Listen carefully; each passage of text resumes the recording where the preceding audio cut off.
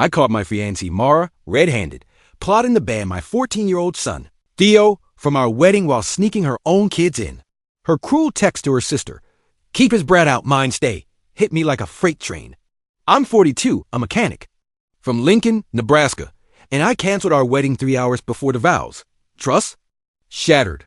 I'm Nate, a grease-stained gearhead who spent years fixing engines and raising Theo alone since his mom bailed when he was 4. Mara, 41, swept into my life 5 years ago, all charm and promises. Her warm smile and quick wit made me believe we'd blend our families. Her 2 daughters, Lila, 12, and Nora, 9. With Theo, we got engaged last spring, dreaming of a June wedding in a rustic barn outside Lincoln. I thought I knew her. I was dead wrong. Wedding planning started smoothly. Mara wanted a classy, adult-only vibe, no kids under 16. I pushed back hard. Theo's my world.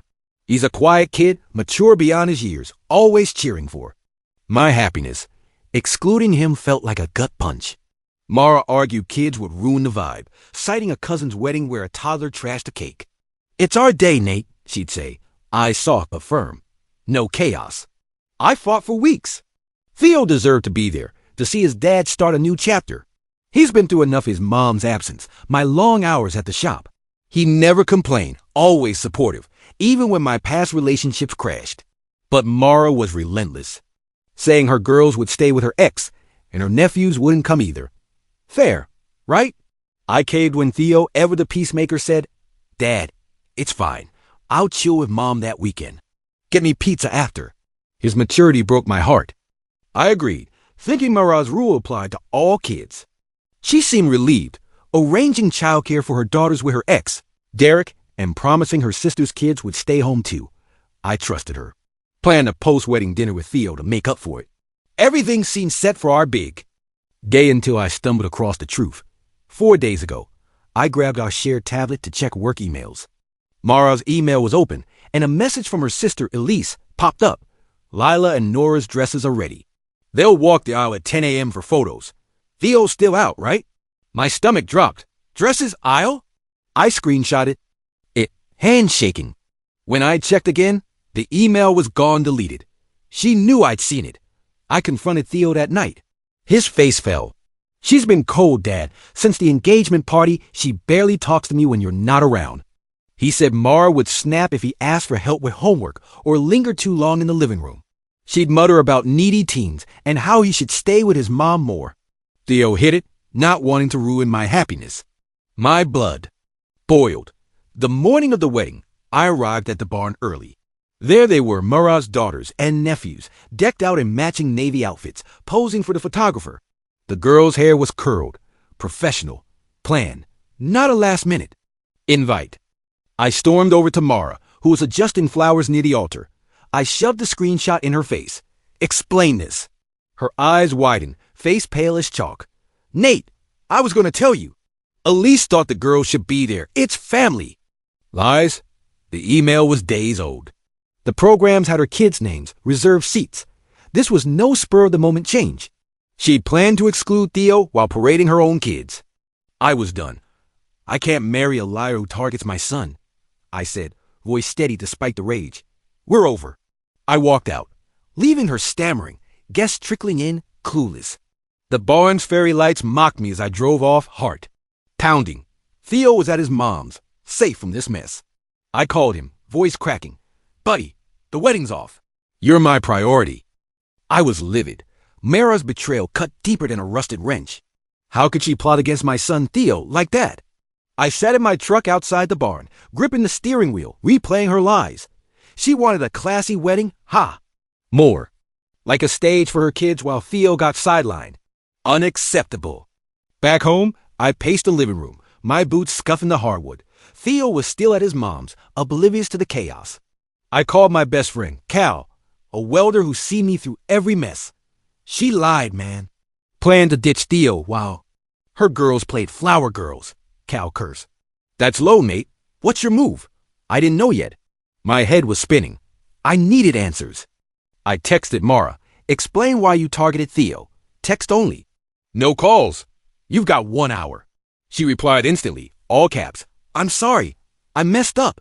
Let me explain in person." Classic Mara always dodging. I shot back. Text her. Nothing. Clock's ticking. She went silent. Typical. Hiding again. Then my phone buzzed. Not Mara, her sister, Elise. Nate, you're overreacting. Kids complicate weddings. Mara just wanted it perfect. Perfect? For who? Her kids were there, primped and prepped. I ignored her. Then another text from Mara's mom. Give her a chance, Nate. She's stressed. Stressed? I was done with their excuses. I dug deeper. Checked the tablet again. Found a deleted email thread between Mara and her ex Derek. Make sure Lila and Nora are ready for the ceremony. Theo's out too clingy. Clingy? Theo? The kid who'd rather read comics than bug anyone. My chest tightened. She'd been scheming for months, painting Theo as a problem. I called Theo's mom, Jenna, who's been solid since our split. Mate, Theo mentioned Mara was distant, she said. He thought it was wedding stress. I should have told you. Guilt hit. Me. Theo had been protecting me, swallowing Mara's coldness. Why didn't he say more? Why didn't I see it? That night, Theo came home. His eyes were red, but he hugged me tight. I'm sorry, Dad. I didn't want to mess things up. Mess. Things up? My kid was apologizing for her lies. I held him, promising, you're my priority, buddy. Always. He nodded, but I saw the hurt. Mara had chipped away at his confidence. Next morning, Mara texted a novel, claimed she panicked about blending families. Sighed Theo's neediness scared her based on one night at our engagement party when he had a stomach bug and stayed upstairs. She overheard him laughing on a call with a friend and decided he was faking to steal my attention. What? Theo was sick, not scheming. Her sisters, Elise and Tara, fed her paranoia. They warned me teens sabotage stepmoms. She wrote, I thought excluding Theo would set boundaries. Boundaries? By lying to my face. She admitted her kids were always invited, but she hid it to avoid drama. Drama? She created it. Her words dripped with fake remorse. I wasn't buying it. I kicked her out that day. Mara had lived with us for 2 years, her stuff everywhere clothes. In my closet, dishes in my kitchen. Pack and go, I said, voice cold. She sobbed, begging for a second chance. Nate, I love you. I'll fix this. Her tears didn't move me. Theo's pain did. She had 24 hours to clear out. She dragged her feet, packing slowly, crying louder. I stayed firm. You hurt my son. We're done. Her sister showed up to help, glaring at me like I was the villain. Really? They schemed together, and I'm the bad guy? By evening, Mara was gone, her car stuffed with bags. The house felt lighter already. Theo, and I sat on the couch eating pizza. He opened up. She'd ignored me, Dad. Said I was in the way when you weren't looking. My heart sank. How had I missed this? I've been so caught up in Mara's charm, I ignored the red flags. Never again. Theo smiled, though. I'm glad it's just us. Me too, kid. Mara's betrayal was a knife in my back, but her family's audacity? That was a whole new level of gall. 2 days after I kicked her out, her parents showed up at my auto shop in Lincoln, acting like they owned the place. Nate, you're throwing away a good woman, her dad barked. Good woman? She lied about my son. I was under a Chevy, grease on my hands, when they stormed in. Mara's mom, Diane, started lecturing me. Weddings are stressful, Nate. Mara made a mistake. A mistake? Sneaking her kids into the ceremony while banning Theo was a calculated move. I slid out, wiping my hands, and stared them down. She hurt my son. That's no mistake. They didn't stop. Diane waved a photo of Mara crying. She's heartbroken. Give her a chance. Heartbroken? What about Theo's heart? I snapped. You knew she was excluding Theo. You're complicit. Her dad scoffed. He's 14. He'll get over it. Get over it? My kid's not a prop to be tossed aside. I told him to leave. That night, I found more proof. A text from Elise to Mara, recovered from the tablet. Don't worry, Nate's clueless. Theo won't be a problem. Clueless? Me? Rage surged. They'd all been in on it, plotting behind my back. I blocked Elise, Diane, and Mara's other sister, Tara, on my phone. No more games. Theo overheard me ranting to Cal about it. He looked small, sitting on the couch. Dad, did I ruin everything? Ruin? My heart cracked. No, buddy. Mara did this. Not you. I hugged him, promising, you're my number one. He nodded, but I saw doubt in his eyes. Mara's coldness had left scars. The next day, Mara texted again, begging to meet. Nate, I'll explain everything, in person. Same old song. I wasn't falling for it. Text or nothing, I replied. She sent a wall of excuses. I was scared Theo would overshadow my girls. My sister said he caused drama. Drama? Theo's the calmest kid I know. Her explanation got worse. At our engagement party, Theo had a fever and went to bed early. Mara caught him texting a friend, joking about school. She decided he was manipulating me for attention. Based on that, she built a whole narrative that Theo was a threat to her perfect family. Insane! Her sisters egged her on, filling her head with horror stories about rebellious stepkids. I showed Theo the text. His jaw dropped. Dad, I was sick. I texted Jake to feel better.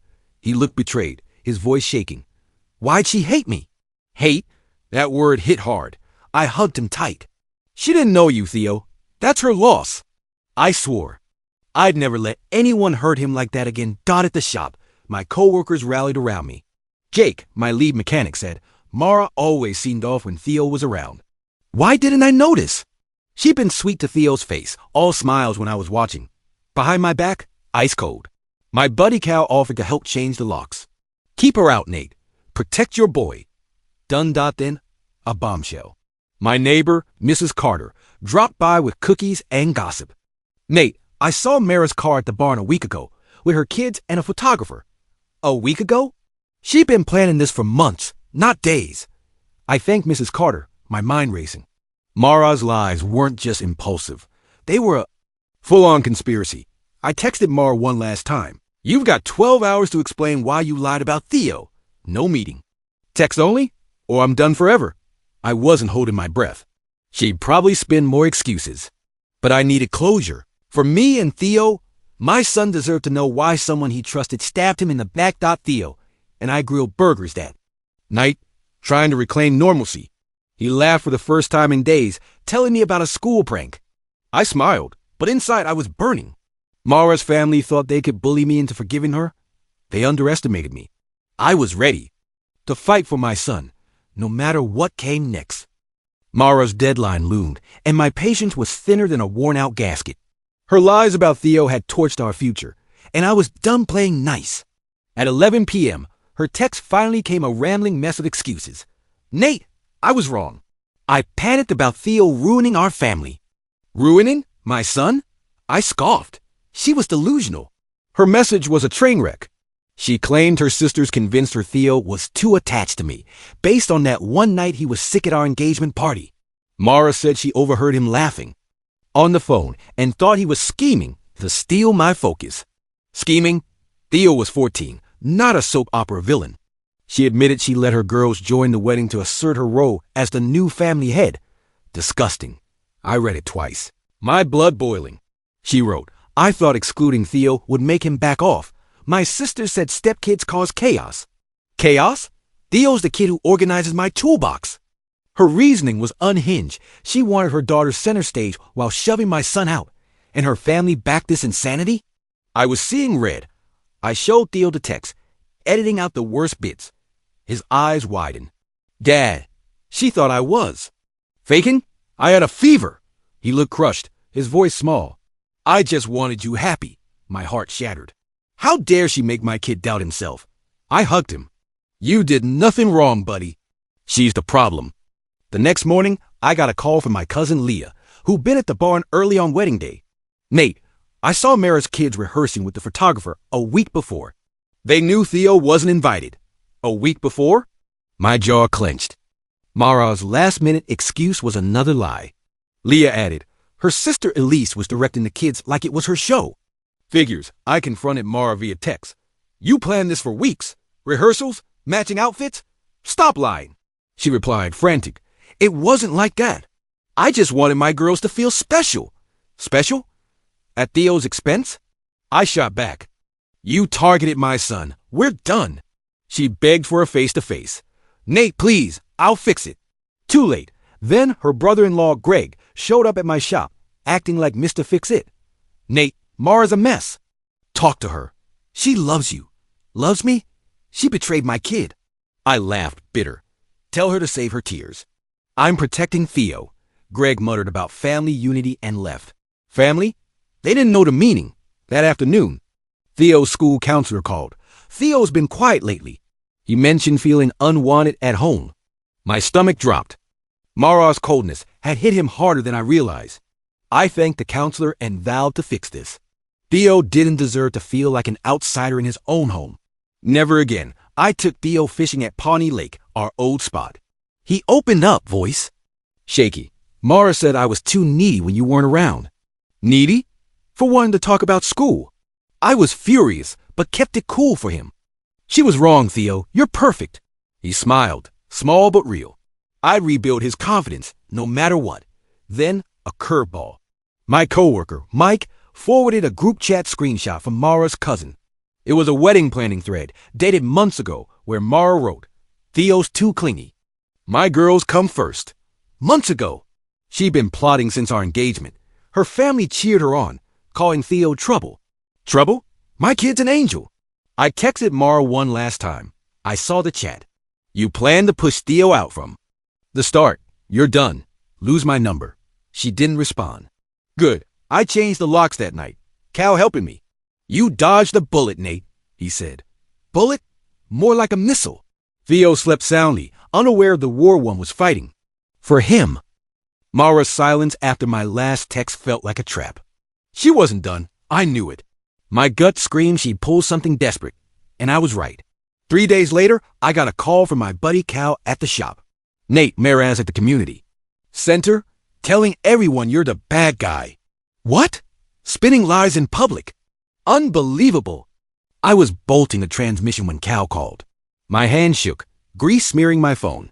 Mara was at a local fundraiser, sobbing to Lincoln's gossip mill, our neighbors, my customers, even Theo's soccer coach. She claimed I canceled the wedding over a misunderstanding and left her humiliated. Misunderstanding? She'd schemed to ditch my son. I grabbed my keys. This ended now. Driving to the community center, my mind raced. How long had she been playing the victim? Had she told Theo's coach he was trouble? I parked, heart pounding, and stormed inside.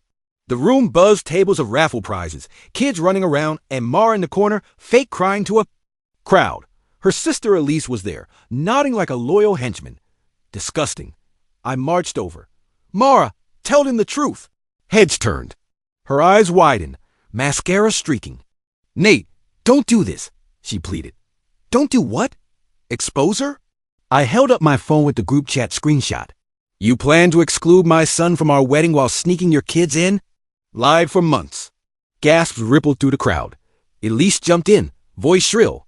You're twisting it, Nate. Mara just wanted a smooth wedding. Smooth? By hurting Theo? I laughed, sharp and bitter. Smooth like lying to my face? Planning rehearsals behind my back? I read the chat aloud. Theo's too clingy. My girls come first. Silence fell. Mara's face crumpled. Busted. A woman from Theo's school, Mrs. Larson, spoke up. Is this true, Mara? You targeted a 14-year-old? Mara stammered. It wasn't like that.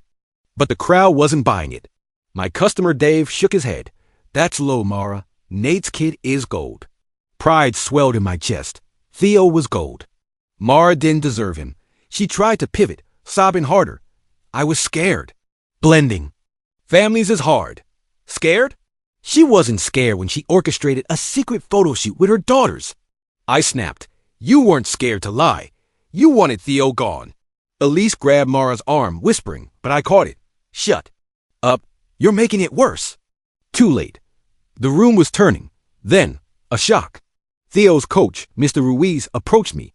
Nate, Mara told me Theo was disruptive and shouldn't be at team events. Disruptive? Theo, who volunteers to clean the goal nets? My blood boiled. She lied to you too, I said. Ruiz frowned. I'm sorry, man. I'll talk to Theo. He's welcome on my team. I left the center, adrenaline pumping. Mara's lies were unraveling, but the damage lingered. At home, Theo was drawing comics, oblivious. I sat him down. Buddy? Mara's been talking about you. Said you were trouble. His face fell. Why, Dad? I tried to be nice. My throat tightened. She's wrong, Theo. You're perfect. That night, I found an old voicemail from Mara, from months ago, accidentally saved on my phone. Nate, Theo's too dependent. My girls need you more. Dependent? Theo mows lawns to buy his own games. Her voice was cold, calculated. She planned to phase him out long before the wedding. My fist clenched. How would I love someone so cruel?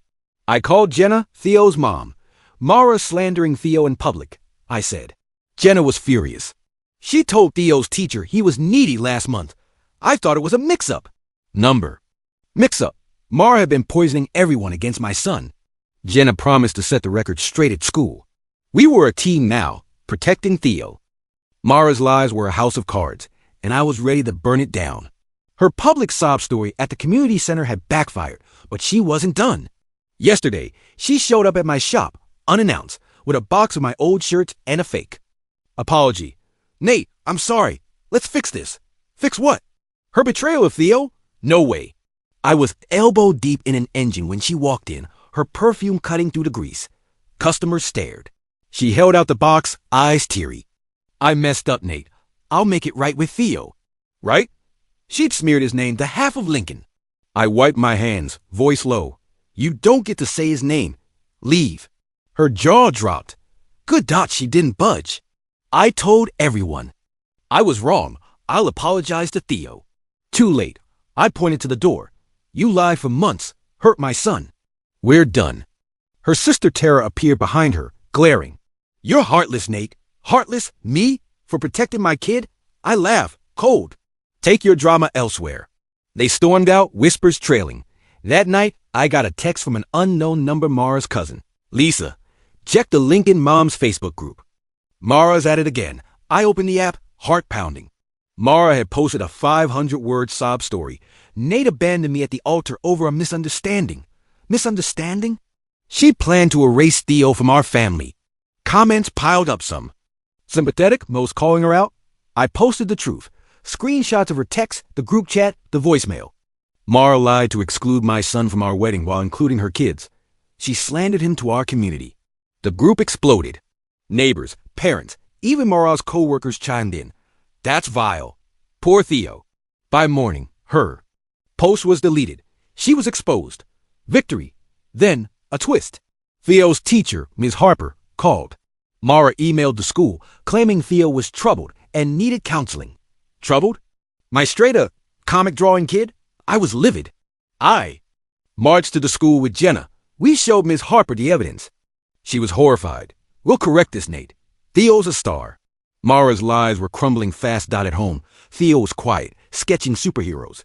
I sat beside him. Buddy, Mara's been talking nonsense about you. It's over now. He looked up, eyes wet. Why'd she hate me, Dad? My chest ached. She didn't know you. Her loss. I showed him the Facebook comments, hundreds supporting him. His smile returned, small but bright.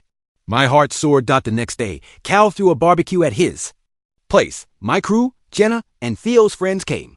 Theo laughed, tossing a football, his confidence back. Mrs. Carter, my neighbor, pulled me aside. Mara's moving to Omaha. Couldn't handle the backlash. Gone? Good riddance? I clinked beers with Cal. To real family, he said. Damn right.